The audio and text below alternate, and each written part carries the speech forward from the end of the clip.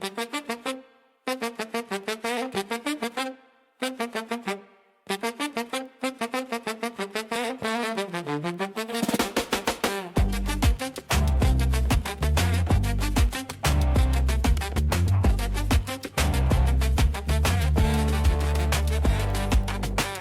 walls rise where trade once flowed, empty docks where dreams corrode. The price of pride is a heavy load. Tell me now who pays the toll.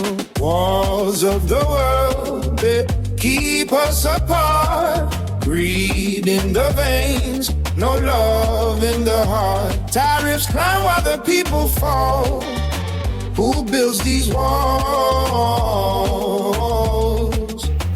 Who builds these walls? Welcome to Off the Map, y'all. I'm Keith Ingram, the Dallasite on tour, and today we're dropping anchor somewhere different. No resorts, no cruise ships, just coral, canoes, and stories you won't find in any travel brochure. With me is Nele Iguaibilo, our guide to Guna Yala, the Guna's autonomous island world off Panama's Caribbean coast. Nala, before we get into the big questions, can you just take us there with you? What was it like growing up in Cardi Subtupu? Thank you, Keith. My earliest memories are of salt air, the sound of paddles in the water before sunrise. Cardi Subtupu is just one small island in Guna Yala, but for me it was an entire universe. We traveled everywhere by canoe, my uncles fishing, my cousins and I going to school or visiting family. Our home was made of cane and thatch. We lived all together. My grandmother, my mother, my aunts, cousins, siblings, sometimes even the husbands, but always it was the women who made the rules. The island is so close you can walk the length of it in just a few minutes, but there is nowhere on earth more full of life. That sounds, we talk about tight communities where I'm from, but that's something else. What was a normal day for you? Was it all fishing and sunsets, or were there chores and school runs too? It was both. Every morning, someone would be out catching fish or collecting coconuts. The sea is our market. The coconut is like money. My grandmother would wake me early, before the roosters, to help her with breakfast or to watch the men head for the reef. After school, there was always work. Helping my mother sow our molas, fetching water, cleaning fish. The days end with everyone sharing a meal, usually rice, plantains, always some seafood. Sometimes, at night, we'd go to the beach and play in the sand, or just watch the stars. That Mola art, it's more than just a fabric, right? We'll get deeper into that. But I gotta ask, did you ever get bored out there? Or was it kind of like a new adventure every day? I never felt bored. There are always stories in the wind, in the tides, and sometimes on clear nights when the sea was very dark, we'd run along the shore and the water would glow around our feet. That's bioluminescence. The first time I saw it, I thought it was spirits, or maybe the stars had come down to swim. I was maybe 7 years old. It's a memory that never leaves. That's wild. Reminds me, totally different climate, but when I was a boy in Texas, the fields would fill with fireflies. It's that same magic, like the land is talking back to you maybe. Yes, for us, everything has a spirit. The sea, the sand, even the wind. That is how we learn we must care for it. Not everyone knows this. But most of our islands, so many you can have a new one for every day of the year, are untouched by big hotels. Sometimes visitors come, but we decide what happens here. Even now, island life is ours. I love that. No mass tourism, no noise, just real life. We could stay in these childhood memories all day, but I want to ask, what did your grandmother teach you that you carry even now? My grandmother's hands taught me to sew molas before I was old enough to read a book. But more than technique, she would say, Nale, this is how we have lived for 500 years. The sea gives. We take only what we need. I did not understand then. Now I do. That's beautiful, Nala. And that brings us to the way y'all run things out there. People hear indigenous islands and think it's just some simple life, right? But Guna Yala is self-governed. Can you break that down? How does society actually work? The Guna people, we are not a tourist attraction. We are a nation. We have our own laws, our government, our way of seeing the world. Our society is matrilineal.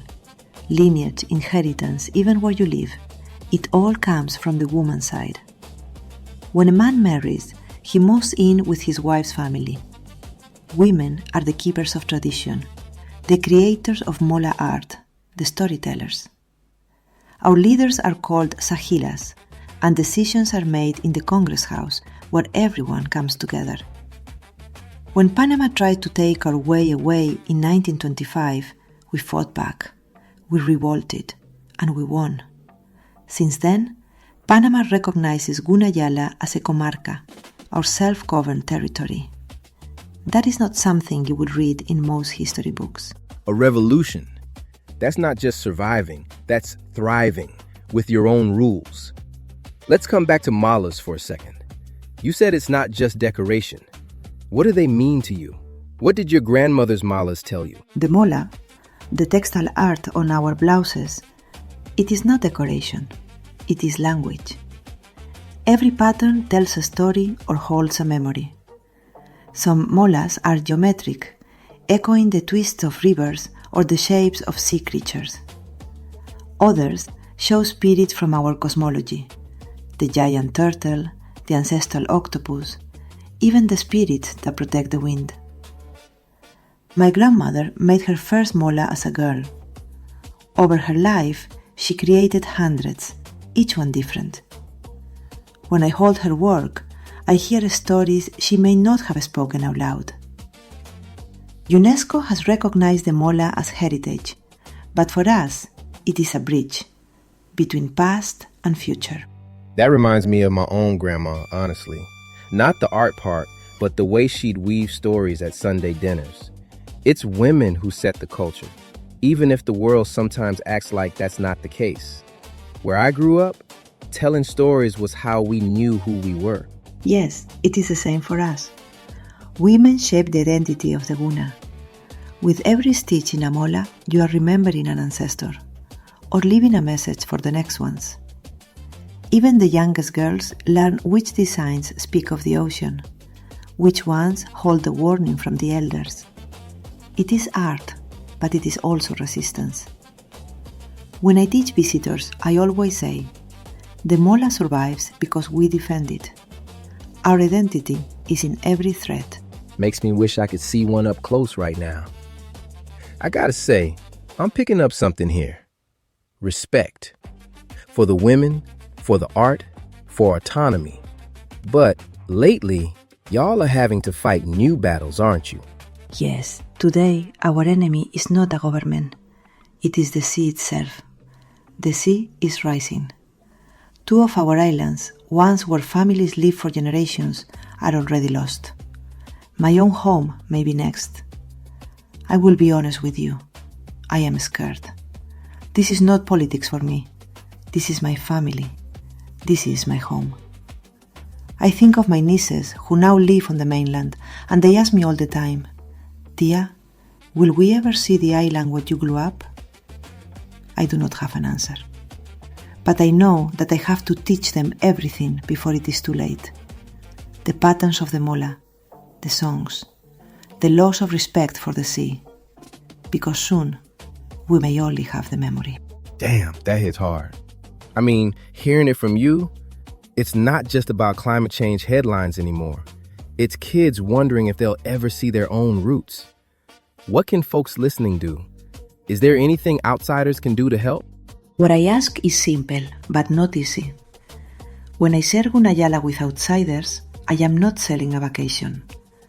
I am asking you to see us, to remember us, to care what happens next.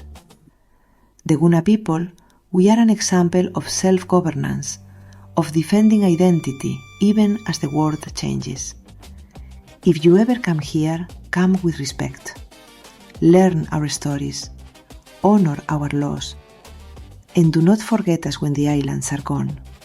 That is all I ask. That's a powerful note to end on.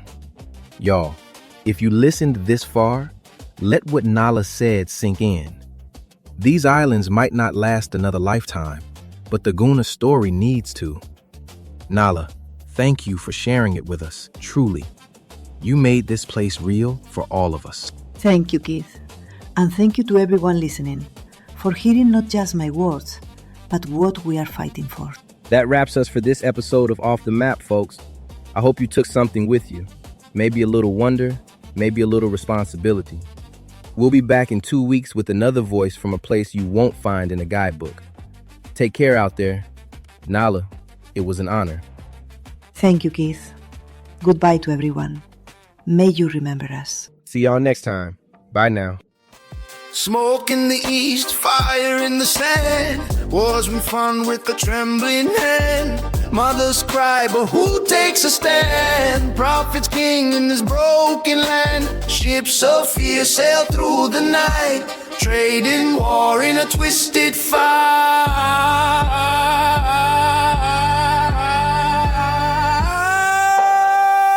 Walls of the world, they keep us apart. Greed in the veins, no love in the heart. Tariffs climb while the people fall. Who builds these walls? Who built these walls? Who built these walls?